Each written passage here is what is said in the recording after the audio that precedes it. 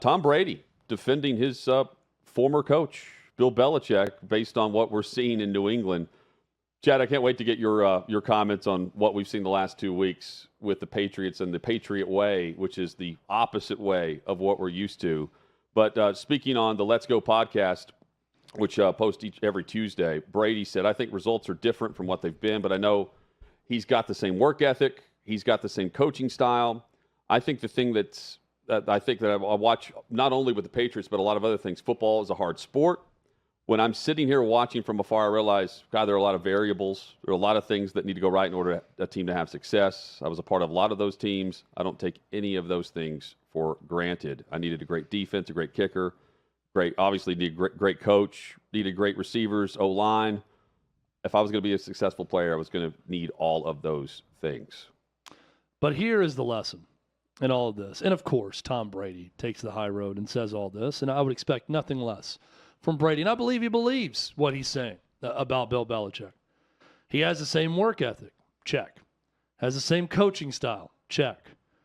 Does he have the same quarterback? Absolutely not. And all things funnel around the quarterback. Brady's right. You need a good offensive line. You need playmakers. You need a good defense. You need coaching. You need all these things.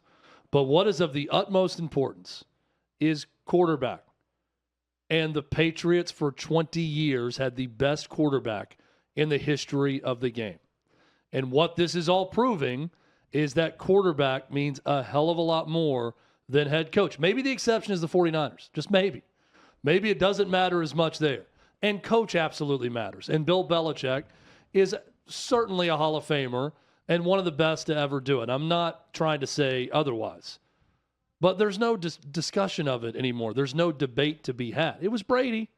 It was Brady, then it was Belichick with all the success in New England. And we're seeing that right now. Tom Brady's words confirm that. Belichick hasn't changed. His work ethic hasn't changed. His coaching style hasn't changed. His eye for talent hasn't changed. His quarterback has changed. And they've missed on some attempts to bring in players also. I think while things haven't changed, he also hasn't adapted, and they have missed in the draft, his eye for talent. As far as Mac Jones is concerned, no, he has not been good. But that dude has nothing around him. And the handling of the rookie quarterback where he's in a Pro Bowl after year one, New England's in the postseason after year one of Mac Jones's career, to then go from that and Josh McDaniels, who takes the Raiders gig, to a situation where you have first-time play callers who are either on the defensive side of the football throughout their career or special teams coaches with Matt Patricia and Joe Judge, to then replace that with Bill O'Brien, now the third play caller in 3 years for Jones. And around him, where is the blue-chip talent? It's not there. The mantra, the Patriot Way was, we're going to take good talent and they're going to perform at a great level for us. And they had the quarterback in Tom Brady. They also had defenses that were going to stop you dry. If you were trying to take the lead in the fourth quarter, defenses got the stop in New England. They got the football back for their quarterback. And I don't see that happening at a very large rate in New England right now. In fact, if you just think about the top 5 elite quarterbacks in the league. Maybe you can't even name 5 elite players. There's only a very small amount, Chad, of quarterbacks that could take on the New England roster and actually produce the winning results. Davey and I discussed yesterday. I'm tired of all the critics about the criticism on Brock Purdy saying he's just the system guy. Because if you think it's just the system, I present Trey Lance. If it's the system, Trey Lance wouldn't be the NFL draft bust on the deep on the depth chart right now in Dallas. And I don't know you don't drop Brock Purdy into New England, and he's not going to have success there either based on that roster.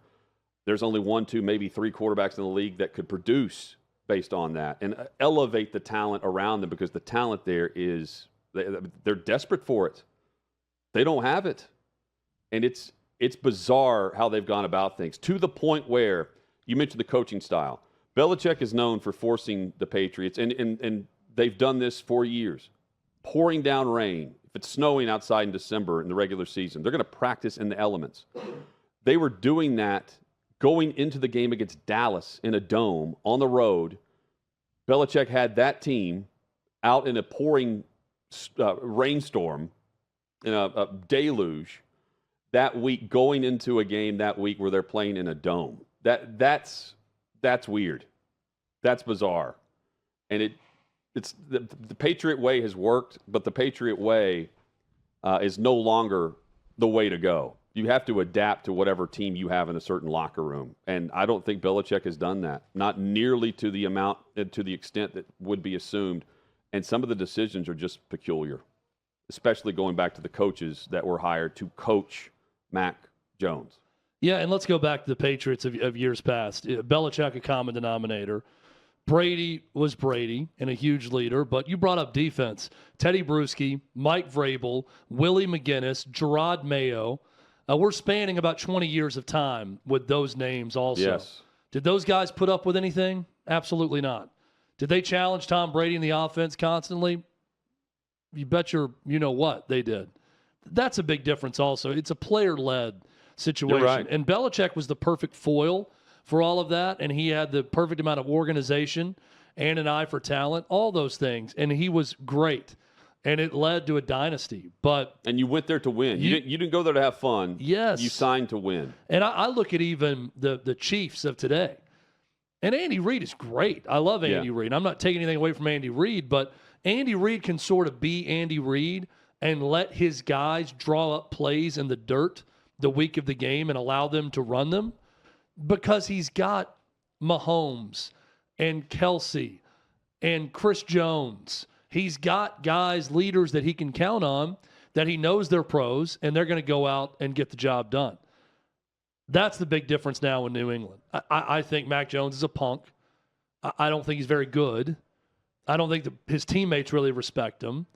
And I think you got a collection of guys that just aren't in with the Patriot Way of years past, and that's why you have this team that's an abomination at this point. Yeah, and it's so many. At least for the last 2 weeks. Well, they've been gross to watch. The first time we've seen Bill Belichick trail by 30 points at home in his head coaching career. Non-competitive in consecutive weeks. Yeah, well, and the combined score, 72-3.